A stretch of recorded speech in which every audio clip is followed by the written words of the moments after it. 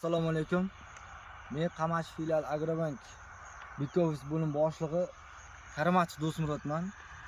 Hozirgi kunda bir kontur bir mahsulot tamoyil asosida bizning tumanimizning Sarbozor mahallasida 10 gektar yer maydoni tanlab olingan bo'lib, bunda 20 nafar ijara dehqonliklar o'z faoliyatini amalga oshirib kelmoqda. Bunda bizlarda mahsulotimiz eksportbop qovun navi ekilgan bo'lib, aeroport navli qovun navi yaratilgan, ekilgan. Hozirgi kunda ko'rib turganingizdek yaxshi parvarish qilinmoqda.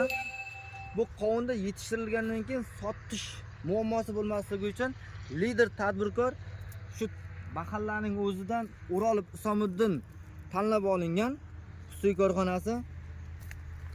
Xudo xolasa qovunlarimiz belgilangan rejadagi tonnani beradi. Xudo xolasa ikkinchi ekin turi ham ekilgan. Ekish kuzda tutilgan.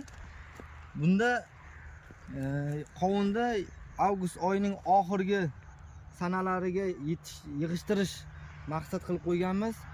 Ikkinchi ekin ham Xudo xolasa ekib rejalarni bajarib beramiz.